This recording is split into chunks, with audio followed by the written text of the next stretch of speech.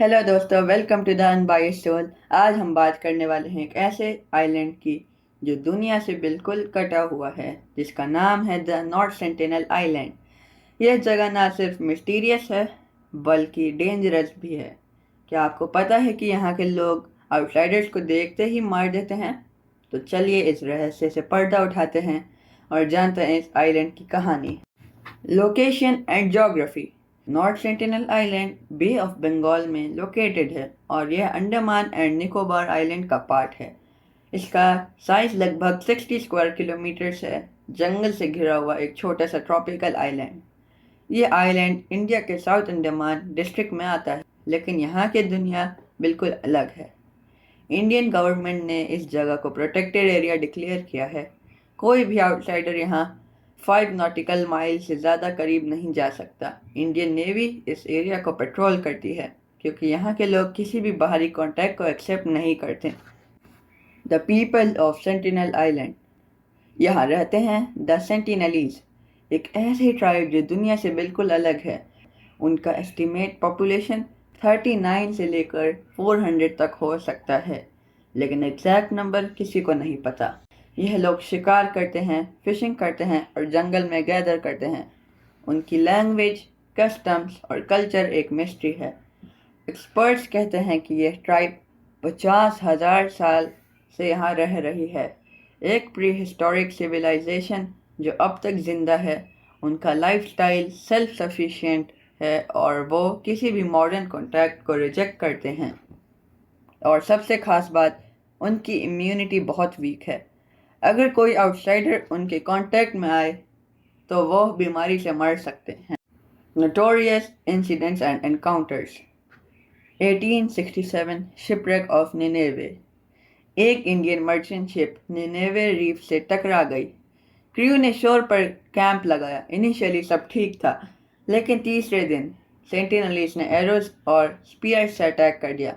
British navy ने rescue किया, लेकिन यह क्लियर हो गया सेंटिनलीज आउटसाइडर्स को बिल्कुल पसंद नहीं करते हैं। तो दोस्तों, अब हम बात करेंगे 1880 में हुए ब्रिटिश किडनैपिंग अटेम्प्ट के बारे में। British officer Maurice Vidal Portman ने कुछ सेंटिनलीज को फोर्सिबली कैप्चर किया, 2 एल्डरली और 4 बच्चों को। एल्डर्स की डेथ हो गई क्योंकि उनका वीक इम्यून सिस्टम उन्हें फॉरेन डिसीजेस से प्रोटेक्ट नहीं कर पाया। तो ब्रिटिशों ने बच्चों को गिफ्ट के साथ सेंटिनल आइलैंड पे वापस भेज दिया। ये इंसिडेंट सेंटिनलीज के लिए इतना ट्रॉमेटिक था कि तब से उन्होंने और भी एग्रेसिव स्टैंस लिया आउटसाइडर्स के खिलाफ। अब हम बात करते हैं 1970 से लेके 1990 तक जो टी.एन. पंडित ने एक्सपीडिशन किए थे।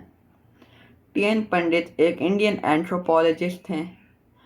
उन्होंने कई मल्टीपल एक्सपीडिशंस किए इस आइलैंड पर। उन्होंने कोकोनट, मिरर, यूटेंसिल जैसे गिफ्ट दिए। कुछ बार ट्राइब ने गिफ्ट एक्सेप्ट किए, लेकिन कभी भी क्लोज कांटेक्ट नहीं हुआ। एक बार तो सेंटिनलीज ने वार्निंग एरोस फायर किए।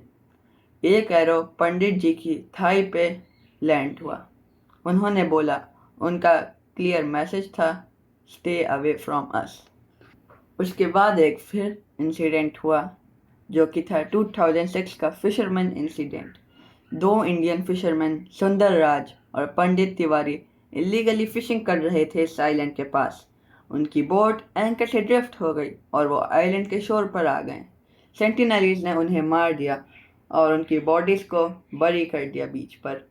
इंडियन कोस्ट गार्ड ने हेलीकॉप्टर भेजा, लेकिन जब वो रिकवर करने आए तो ट्राइब के लोगों ने एरोस फायर किया हेलीकॉप्टर पर।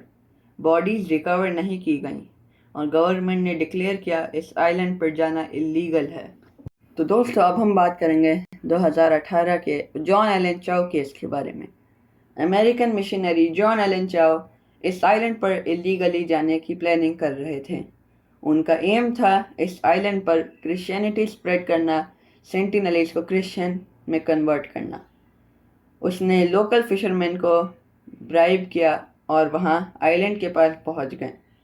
पहले दिन वह अपने साथ थोड़े बहुत गिफ्ट लाए, जैसे कि फुटबॉल, फिश और बाइबल, लेकिन सेंटिनलीज के लोगों ने उन्हें बहुत ज़्यादा हॉस्टाइल रिएक्शन दिखाया।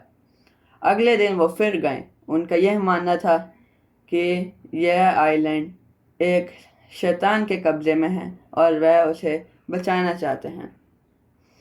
अगले दिन जब वो गए तो ट्राइब ने उसे मार दिया। फिशरमैन ने देखा कि उसकी बॉडी को लोकल सेंटिनलीज ड्रैग करके बीच पर ले जा रहे हैं।